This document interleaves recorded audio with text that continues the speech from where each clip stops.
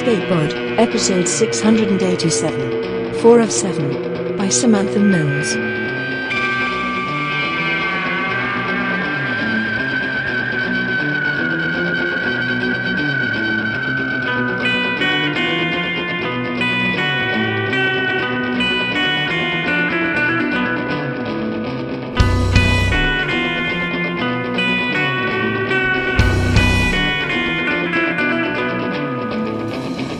Thanks, Robot Lady. Hi folks, welcome to Escape Pod. I'm Alistair, your host, and this week's story comes to us from Samantha Mills. Samantha lives in Southern California in a house on a hill that is hopefully not a haunted hill house. Her short fiction has also appeared in Beneath Ceaseless Skies, Strange Horizons, and Diabolical Plots. You can chat with her on Twitter at SamtasticBooks. Your narrator this week is Iba Amankas. Raised by sword fighters and Eastern European freedom fighters, Iba is a writer-director currently based in Los Angeles. Her darkly comedic genre sensibilities are showcased in 2 web series and a feature film forthcoming later this year. One day she will find time to make a website, but in the meantime, you can follow her projects and adventures on Twitter or Instagram. So, get ready, because it's story time. 4 of 7, by Samantha Mills. Narrated by Iba Amankas. In the waning light of an artificial sun, Camelia Dunleavy climbed a mountain with her sister on her back. Delilah was a hollow weight, bird-boned from reconstructive surgeries, unbreakable. The trouble wasn't her bones, but her lungs. She panted in Camelia's ear, unaccustomed to altitude, a small sound that might as well have been a war drum. Camelia couldn't call for help. She couldn't leave Delilah behind. She couldn't walk to the road for fear of company men. And her sister was still giving bad directions. "There's a path up the western slope," Delilah whispered, her breath hot and tickling. "I swear it." "There's no path."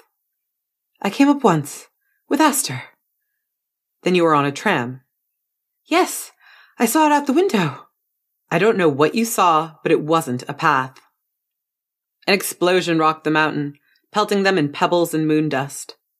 Camelia dashed beneath the nearest bush, a sickly, transplanted thing, hardly any cover, and counted the seconds before the familiar grind-worse scream of a strikebreaker started up. Distant, but not distant enough. Camelia angled east, toward steeper but better shielded ground. She was 52 years old, much younger than she ought to have been, sheltered by decades in a climate-controlled office, and still in no fit shape for this climb. She tried not to think about the life expectancy of miners on Excelsior. "This way is longer," Delilah complained. "You never listen to me." "Because you're always wrong. I hate taking you places." "Why did you come then?" Shouts reached them on the breeze. Megaphone chants turned into angry droning by the distance, and Camelia sighed. "Because you called, dummy." 2 hours earlier they were buckled up in Camelia's rover, snug as plantaworms. 2 hours early they were bickering and making amends and bickering, one usually masquerading for the other. And then they reached a knot of protesters, more than 24 people clogging the roadway, all modded. Camelia nudged the rover through a sea of prosthetic arms and legs, luminescent tattoos, hinge joints, breathing tubes that arced delicately out of shorn skulls. She nudged past wooden signage and neon projector bulbs aiming slogans at the dome overhead. "Mining, not mourning. Clean lungs, clean hands. Your limbs are your own." "I'd be out there if I could walk right now," Dahlia declared, and Camelia bit her tongue because Dahlia couldn't. That was the point. Who did these people think they were hurting if they blocked up Hospital Road? And then the road lanterns flared 3 times in rapid succession, a dispersal warning, and Camelia sped the rover as fast as she dared, lurching and spinning on balding treads, her heart ratcheting terribly at the sound of 2 enormous hatches sliding open to the east and west. The hatches screeched on rusty tracks, hydraulic nightmares birthing an oversized suppression response. Twin strikebreakers rose from underground, each one a gruesome construction of steel tubing with a man at the controls. Protective suits for tunnel diggers adapted for authoritarian use. The company couldn't afford a wage increase, but they could afford to put down protests. Camellia and Delilah were only trying to reach the hospital at the top of the mountain, but company men wouldn't know the difference between a pair of old women seeking medical care and the protesters decrying how mediocre that care would be. She thought she'd gotten them clear of the altercation. 100 feet passed, 200 feet passed, the projectors and signs and suppression units shrinking in her rear view, and then the protesters unveiled an oversized response of their own. An electro-dampener. The short-circuiting wave of the electrical bomb rolled over them in an invisible bubble, a blanket force, a silent, merciless, indiscriminate stopping power. The rover died. The fighting began. Nearly 300 feet below the scuffle, 1,000 miners were on shift inside the increasingly hollow core of Excelsior. They were the family folks, the elderly, the ill, the most heavily indebted. In other words, those most vulnerable to disaster if they dared to come up to join the strike. They crawled the endless, dizzying cave networks of the moon like ants, like locusts, like piranhas, stripping all they could carry and skittering out of the way for the next pair of hands. They wore rubber masks on their faces, dented around the edges and scrawled with the initials of every worker who'd owned them before. They lived one bad filter away from catastrophe. Miners emerged from every shaft, caked in the toxic rot of the interior. They collected it from acid-pitted stalagmites and stalactites of astounding size, sticky and green and incredibly combustible. Exane speleothem, viridian tar, blasting salts, the miracle fuel that launched humanity into the stars. 20% of them would be dead by the age of 40. Less than half of the remainder would make it through to their 60s. Perhaps 1 in 100 would manage to buy out their contracts and retire. Camellia sympathized. Of course she did. Their parents had fled the war-torn surface of the earth with 2 children in tow and a third on the way. They flew in search of a better life.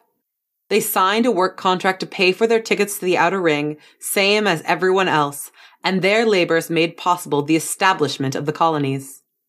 It was terrible work, dangerous work, but necessary. Earth was doomed and only the most gullible of dirt-side worshippers thought otherwise. The Moonreach Company was saving humanity, and all they asked was a return on their investment. They had to stop. Delilah was lightheaded, gasping about tunnel vision. Camellia lowered her head to the ground, grateful for the break but fretting about the time. They had less than 3 hours to reach the hospital admissions desk, or they'd be locked out till morning. "There are snacks in my bag," Delilah whispered, because of course there were. All of the Dunlevy girls were practical and prepared, shaped by a lifetime of calculating everything to the last cent. Camellia picked past a familiar assortment of cheap painkillers, tissues, hair ties, and reading materials, to the shrink-wrapped snacks at the bottom.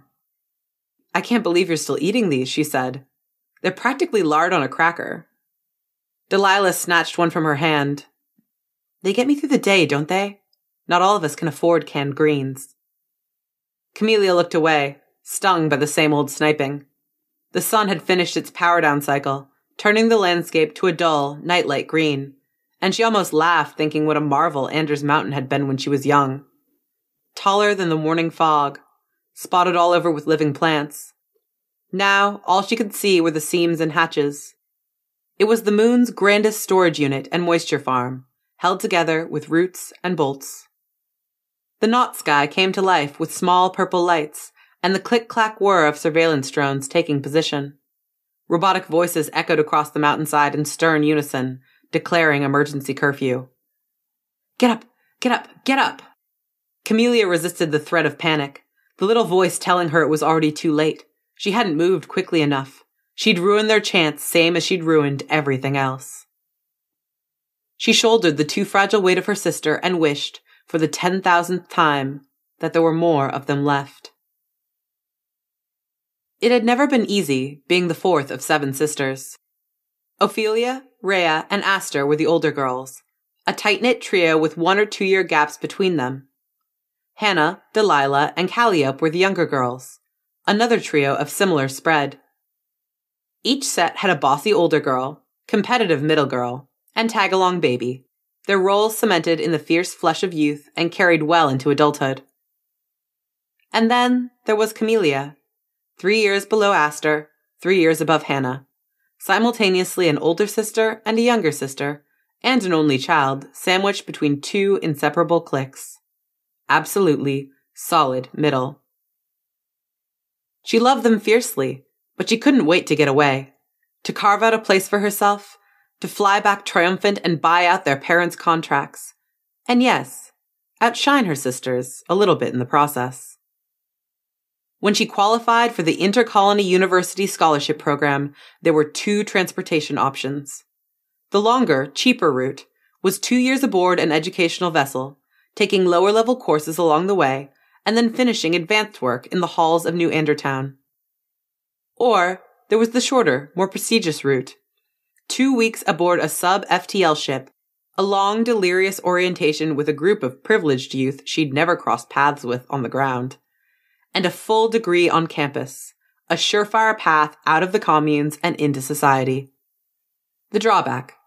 For every day that slipped by aboard the good ship Education Prime, slightly more than a year passed on the quietly orbiting colonies it left behind.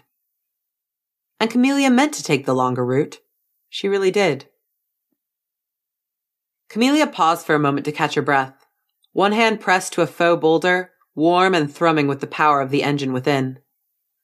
"Are you all right?" Delilah fretted. "I'm fine," Camellia said shortly. "Just breathing." "I'm sorry. I shouldn't have called." Camellia sighed. "Don't apologize." "But you sound mad."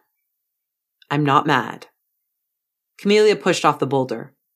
Of course she was mad, but not because of the call. She was mad because they were caught in a damn mining strike, and she should have taken a different route, and she didn't know how the hell she was going to fix the rover without taking out credit. And yes, okay, a little bit mad about the call itself, because Delilah never factored in travel time. She always hemmed and hawed until it was nearly too late to get anywhere. Camellia was mad because they'd barely even seen each other in months, maybe 3 times since Hannah's funeral, every visit skittish and brief, because it hurt to see Delilah with her company issue bird bones and fading job site tattoos. It hurt to hear her raspy breath. It was easier to be mad than to admit it. Delilah gasped. Camellia immediately veered to the false vegetation to help her down. No, Dahlia said, strangling on the words. Keep going. Is it the pain? A stupid question. Delilah nodded, a small dig against Camelia's shoulder, gasping too hard to speak. She had described it over the phone as a series of contractions, like a knife stuck in her abdomen being twisted and released. Camelia's breath hitched as well, but she was battling furious tears. Only one goddamn hospital would take Delilah's credit. One hospital. Not even a 30-year miner could afford her own rover. But the company only covered one hospital to the top of a goddamn mountain, and they just shut down the only tram that reached it. Purple light washed over the slope, blending with the gray-green surroundings like a tide of sick, and a flat, atonal voice demanded, "Papers. Produce your papers." A surveillance drone. She'd run away from home. That was the only way to describe it. She was furious about something she could barely even remember now. A culmination of 18 years feeling unseen. A thundering litany of self-righteous justifications fueled her march to the Education Prime, into the enrollment office, through the paperwork, through the launch. It wasn't until they began accelerating that panic hit, and by then it was far too late. Camellia sat through orientation in shock. Not a single word penetrated the wall of math cascading through her head, minutes and hours being converted into days, weeks, months. She spent nearly the entire 2-week journey in her bed, barely emerging for food and enrollment presentations, answering every friendly overture with monosyllables. She attended one whirlwind icebreaker event in which other students lifted drinks to those they'd left behind, and only a few looked as dazed as Camellia felt. The rest of them were raised for this, held at arm's length by moneyed families, planting the seeds of their own retirement. What better way to cement the company legacy than to launch your children 3 decades into your own future? They returned young and virile, and only a handful of years out from under your influence, ready to take over the family business and support you the last of your days. The rich didn't gamble on the affection of grandchildren. And when Camellia got there, when she ran wobble-legged through the gilded lobby of the university office, begging directions to the Ansible, when she waited on the line, nearly vomiting with nerves, for somebody to fetch her mother to the neighborhood call booth, only then did the weight of 15 years overwhelm her. The immensity of the distance between this rock and the one she called home. She whispered, "I'm so sorry."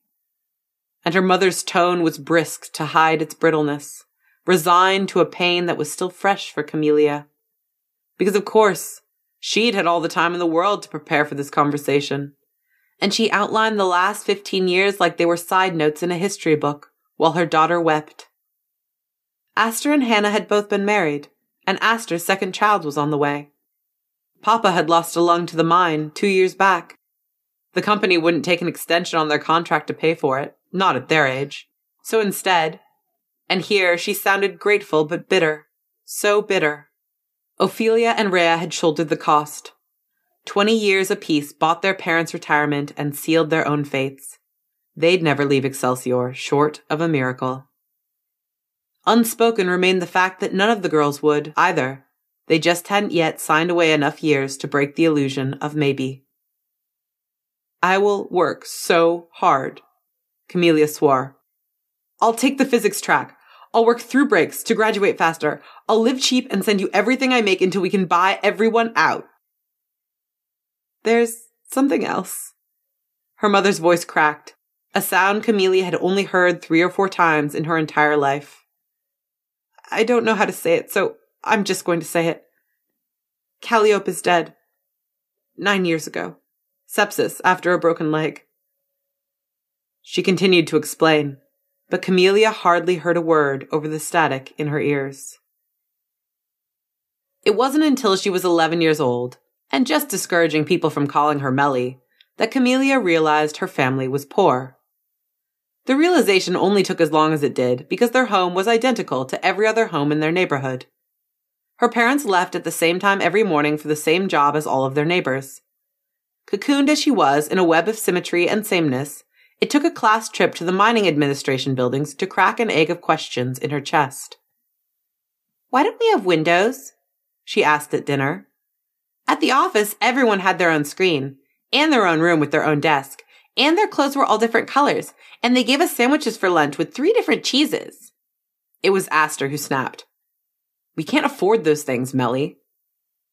Their parents were working late, and their older sisters were getting dressed for their shifts at the laundry, so Aster had boiled up noodles. At 14, she'd already adopted the authoritative tone of their mother, though only when Ophelia and Rhea were out of the room. At school or in town, the Dunlevy girls were a united front. But at home, there was a clear, unforgettable hierarchy. A hierarchy which, as usual, had Camellia on baby duty. Specifically, holding Calliope in her seat. The 2 sisters' space between them weren't strong enough to wrangle a squirming 5-year-old who was sick of eating noodles. "Why not?" Camellia asked, dodging a grimy hand. "Because we're minors." Aster shoved 2 bowls at her. For a moment, she looked angry, but the expression quickly twisted into something else. "Listen, just promise me you won't ask Mama or Papa about this, all right?" It was embarrassment on her face. Aster was embarrassed. That, more than anything else, shut Camellia up. That, more than anything else, cast the dinner table in a disorienting new light. The chip bowls, Hannah and Delilah eating in their underwear so they wouldn't get their day clothes dirty, Calliope scratching her chair with the same dented, child-sized fork that at least 4 other girls had used before her. Camellia didn't ask their parents about cheese, or clothes, or windows, as promised. But after that evening, she noticed every plate of noodles, every hand-me-down, every sliver of soap stretched out by glomming it onto the next bar. Her heart rate picked up when Ophelia and Rhea compared receipts from the laundry, and if she stayed awake, she could hear her parents on the pull-out couch, whispering late into the night about numbers. They had done a remarkable job keeping their finances out of the younger girl's hearing, but they couldn't disguise the fact that they had 7 children stacked into 2 small bedrooms while they slept in the den. A year later, when Camelia's class made their first trip to the academic test center, she scored so high that the counselor set down a whole binder full of career options. Camelia hardly had to look. She'd already made her decision, a life plan sketched out in her mind in colored chalks. Anything off Moon. Anything with a 3rd bracket salary. Camelia had her sights set on New Andertown, and from there she'd work anywhere in the colonies if it meant she could bring her family along. Papers, the drone repeated, and the purple light above its glossy camera face began shading towards red. Bottom, pocket, Delilah breathed. She huddled at Camelia's feet, eyes squeezed shut. She was too pale, too weak. They were wasting time over nothing. But Camelia dug through the bag again, slowed by the shaking of her own hands. Her own ID was already scanned, but if Delilah was wrong, if she'd left hers at home... There. Camelia held out the card. It was a light thing, to hold so much weight. The camera shuddered. The light flickered back to full purple. The voice of a live operator emerged from the machine. Human, but with hardly more inflection than the recording. You're violating curfew. Our rover was disabled, Camelia said quickly. We were already on the road when the curfew was announced. We're trying to reach the hospital. Maybe you could send... This sector is on curfew until further notice. A flashbulb went off. The camera shuddered. A time-stamped photo of their faces was filed away as evidence. Camelia, angry and unsurprised. Delilah, still gasping at her feet. You may continue to the hospital, the drone operator conceded. Your tickets for curfew violation will be posted within 3 business days. Delilah cried out, but the drone was already lifting away. The communication line cut, and when Camelia offered her back, Delilah latched on without another word. A ticket was bad news for Camelia, but for her sister it might prove disastrous. Delilah already lived dollar to dollar. Depending on what the fine totaled, she would have to ask Camelia for help. Every family was a network of debts, difficult to quantify and impossible to settle. Sometimes Camelia thought she'd drown in them. These little ones, a handful of dollars here and there, were the most contentious. They were tiny reminders that she could never save a buffer for future emergencies, because there were always so many damn emergencies. But the heaviest debt of all, the one she'd never stop repaying, the one that would haunt her to her grave, the fact that she'd escaped the mines, but in a boat only big enough for one. Camelia never had to crawl on her belly through a pancake squeeze, or hook a lifeline to a stalactite 30 feet above a cavern floor. She'd never scraped her hands raw collecting blasting salts with gloves 2 weeks past their fail point, or had her lungs scraped even rawer to remove the glitter-green dust that broached the cracks of old breathing masks. Camelia never needed bird bones or braces. She worked in an office, fielding calls from buyers, and drove home in a rover and slept in a 1-room apartment she paid for by herself, and ate 3 meals a day, not one of them boiled or gathered by the roadside. She'd failed everyone but herself. So it didn't matter if her back was creaking with the strain, if her knees were threatening to give out, if her shoulders were howling with the awkward clutch of a living, breathing backpack who seriously should have asked for a ride first thing in the morning instead of hemming and hawing till she was in crisis. It didn't matter that Delilah hadn't visited in a month, that their last call ended in tears, or that Camelia was never going to forgive her for an offhand comment made in the flush of grief at their father's wake. You'll be fine. Camelia carried her sister up the mountain because it was the only help she had to offer, and because, if their situations were reversed, Delilah would have shown up with stirrups. Unfortunately, Camelia had lacked that determination at 18. She only moved through the motions at school, leaving her dorm just long enough to attend class before slinking back to the yawning emptiness of her room. She'd never been alone in her life, and now she faced endless hours of isolation. How many days, months, years had she spent studying, testing, pushing herself to succeed? She'd had teachers and tutors and study groups and proctors, and not one of them had taught her how to leave home. She barely lasted a year. A year of mediocre grades, of mistakes and misunderstandings, and learning that a bit of innate smart wasn't special in a school that skimmed up the best the 12 colonies had to offer. A year of being absolutely solid middle. She crawled home the long way. 2 years aboard an educational vessel, dropping off recent grads and picking up late starters. She worked in the kitchen to offset the cost of her return, and, far from the administrators who would have frowned on such charity, the instructors let her sit in on low-level admin and language courses. Everyone was there when she arrived. Everyone but baby Calliope, of course. Assembled in their parents' too-small home under a welcome banner like she'd come back from a long hospital stay. 2 parents and 5 sisters and 3 spouses and 4 nieces and nephews she'd never met. And her parents were old. Old for minors, at least. Early 60s and looking every minute of it. Her sisters were in their 30s and 40s. Grown women. Working women. Family women. And Camelia was just shy of her 21st birthday. A baby without a plan. She steeled herself for recriminations. Humiliation. The inevitable questions about what went wrong. But her family opened their arms and didn't breathe a single word about school or job prospects, and that was somehow even worse.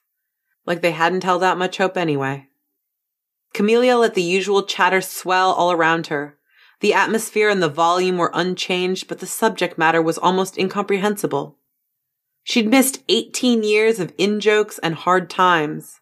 She'd missed weddings and funerals and births, Hannah's transition, her father's lung transplant, a dozen financial disasters, every one of which was solved by her sisters chipping in more of their time, their lives, their livelihoods.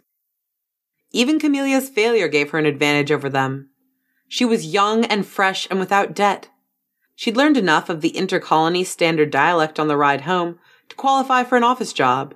Year to year, no long-term wage locks, subject to advancement as she earned more certifications. She made just enough to get by as long as she didn't have any accidents. But her dream of buying out everyone else's contract was dead. There was a particular brand of bitterness to her guilt. It was the knowledge that the only way she could have exceeded her circumstances was by striking out on her own. Hundreds of thousands of miles away, surrounded by ambitious students raised to take charge of the machines of industry. Camelia had faced a choice.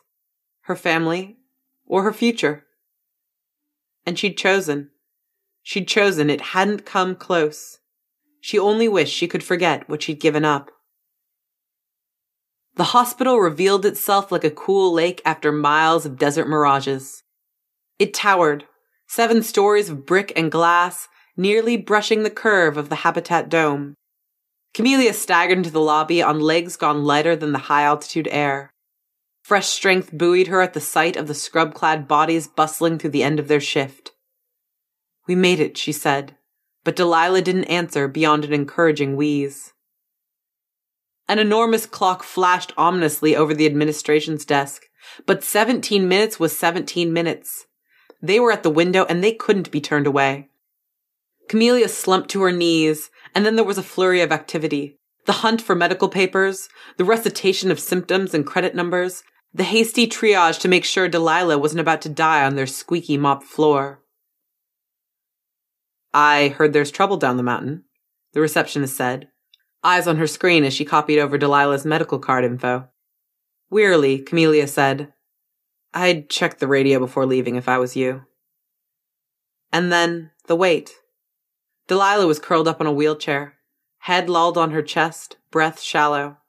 Camelia sat next to her, running a hand up and down her sister's arm, warming the chapped skin like their mother used to do when the heater went out. "I've always hated coming up here," she said. Delilah sighed and whispered, "So did Calliope." Camelia's breath caught, and she looked away. It was too much to think about now. Not here. Not breathing antiseptic air under shadow-scouring lights. Baby Calliope was 18 when she died. The same age Camelia had been when she'd run away. The same age she was when she got the news.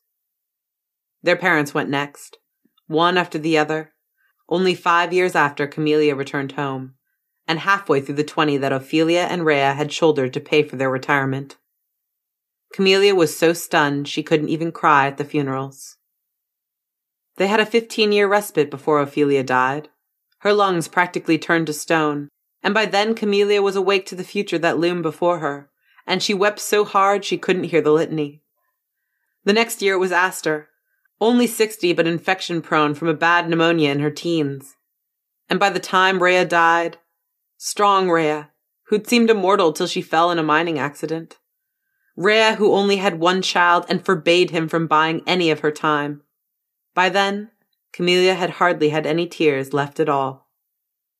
Now Hannah was scarcely a year gone, and her funeral had been so small. Just Camellia and Delilah and 2 of their nephews who'd begged for the day off work to lend support. Camellia had never settled down herself, and she hadn't been around when her sister's kids were small. She was just young Auntie Mel to them, and she couldn't imagine what vague affections they'd bother reciting when her time came. "Delilah," she said, her voice breaking. She'd gotten so far without crying, and now her face was traitorously wet. "Delilah, I don't want to be the last of us." But her sister was unresponsive, overcome by the journey and whatever torment racked her body from within. The nurse returned, all sympathy and smiles, and took the handles of the wheelchair. Camelia's hand slipped back into her own lap, and she watched her sister disappear through the flapping doors. Before all that, before university, before career testing, before shift work, before the definition of the word poor, it was just 7 girls raising a racket in a cookie-cutter house on a company road. 7 girls with only 12 years separating the oldest from the youngest. Later, when Delilah was desperate to go to satellite camp, they all did chores around the neighborhood for 2 months to raise the money for her ticket. And when Aster contracted her first lung infection, Ophelia and Rhea took turns night nursing her. Camellia read to her in the afternoons. Even baby Calliope tried to cheer her up with a silly toddler dance. And when Hector finally told them what they all already knew and asked to be called Hannah and cried, not because she was afraid, but because of how much it would cost, the rest of them laughed because she'd considered for 1 second that she'd have to bear it alone.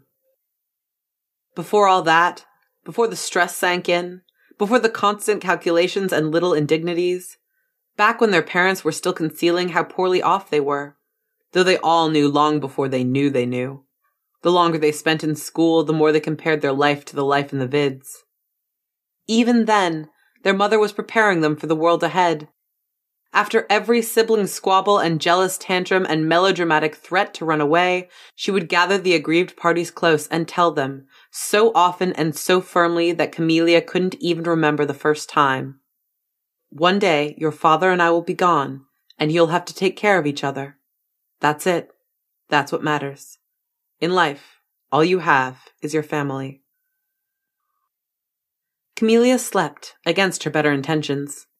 She should have been forced out at the closing hour, but the receptionist made some excuse about waiting for the roadway to clear and keeping the lights on for security, and ultimately she stayed at her desk and let Camellia shut her eyes.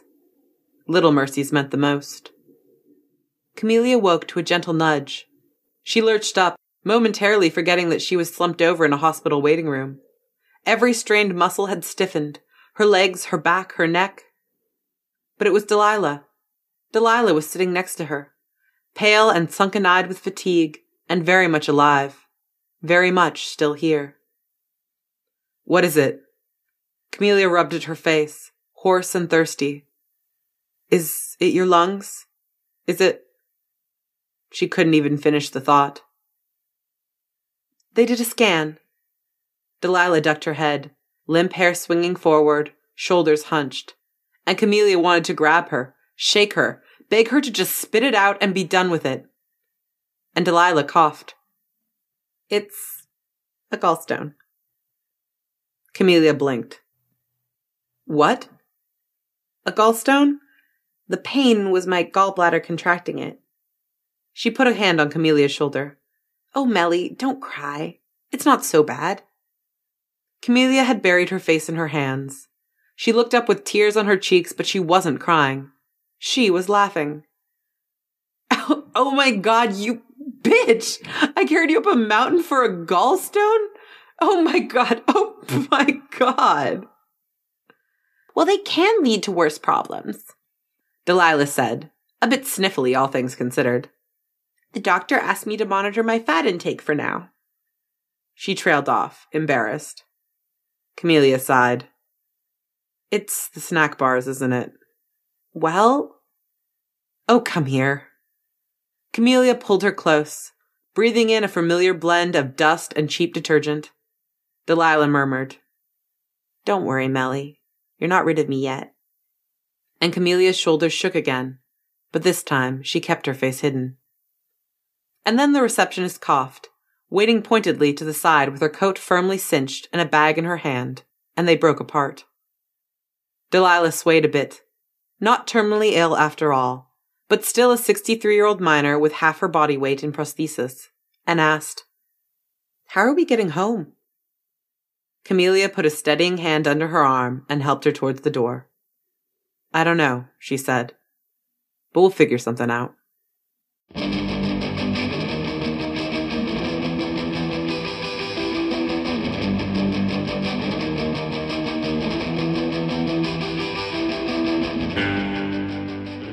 This is fantastic, and deals with issues which I've seen SF engage with far less regularly than it should. What works brilliantly here is the way Samantha drops the lens of class and the reality of a lot of blue-collar work over a speculative story. This could so easily have been a push-me-pull-you tugging in both directions and travelling in neither.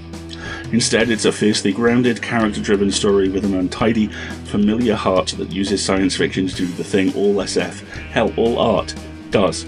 Explore an aspect of the world we live in.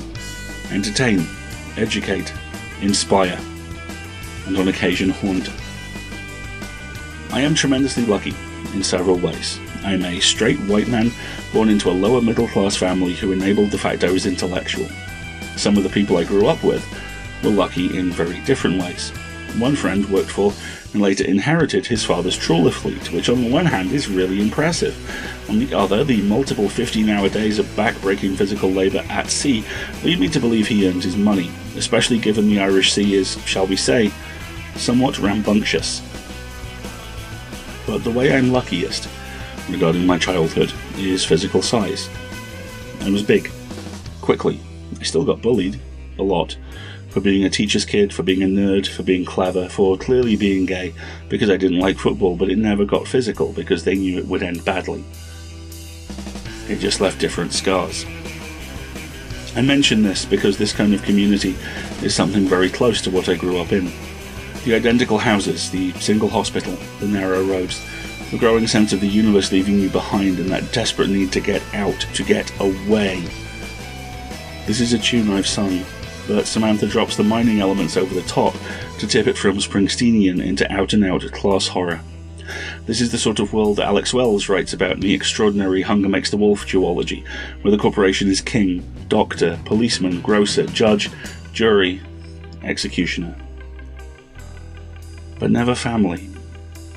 That's the moment Samantha closes the trap of this story, and does so with elegance and long-suffering, dirty, broken fingernailed grace. She's careful too to make sure two things are clear: that not being able to escape your family is a prison as much as it is a refuge, and that the closest thing this world has to good news is, you won't die today. It's a start built on the blood and bones of countless other miners. It's not nearly enough for these women, but it's what they've got, and God help anyone standing between them and it. Brilliantly written, and brilliantly told. Thank you both. We rely on you to cover every single one of our costs, near enough, and that breaks down two different ways. You can either subscribe through PayPal for as little as $5 a month and gain access to our premium audio content folder, or do the same thing through Patreon, where again, $5, premium audio content folder, higher levels, more stuff, including exclusive merchandise. What we're trying to do at the moment is raise more money, and the reason for this is twofold. Firstly, we want to pay our authors more, bumping from 6 cents to 8 cents a word. Secondly, we want to start paying our slushes. This is a wave we're starting to see break across the industry, and it's one we feel we have to be a part of. Slushes are the unsung heroes of publishing. They are our first point of contact, everyone's first point of contact, with every author. They are vital, and they are almost universally unpaid. We've worked out a budget, we know what it would cost to pay them, We feel it's past time, and we need your help to do it. So if you can, please go to either PayPal or our Patreon. The links are all over the site, and pledge for as little as $5 a month to get some really nice, cool stuff for you, and to help us make some people's lives a little better. Alternatively, if you can't contribute financially, review us on Apple Podcasts or Google. Tweet a link to an episode. Talk about us on social media. It all helps, and we need all of you to help. So if you can, please do. Thanks, folks. We'll see you next week when, as now, we will be a production of Escape Artists Incorporated and released under a Creative Commons Attribution Non-Commercial No Derivatives license. Our story, which will be for Non-Binary People's Day on July 14th, is A Most Elegant Solution by our own M. Darusha Weem, hosted by Divya, audio produced by Summer, and narrated by Abra Staffin Fiba. So, we'll see you then, and I will leave you with this exchange from classic overlooked Sean Connery space mining movie, Outland. Station Manager Shepard, let me tell you what you're dealing with here. I run a franchise. The company hired me to dig as much ore out of this hellhole as possible. My hookers are clean. Some of them are good looking. My booze isn't watered. The workers are happy. When the workers are happy, they dig more ore. They get paid more bonus money. When they dig more ore, the company's happy. When the company's happy, I'm happy. Marshal William T. O'Neill. Sounds wonderful. Station Manager Shepard. Nothing here is wonderful. It works. That's enough.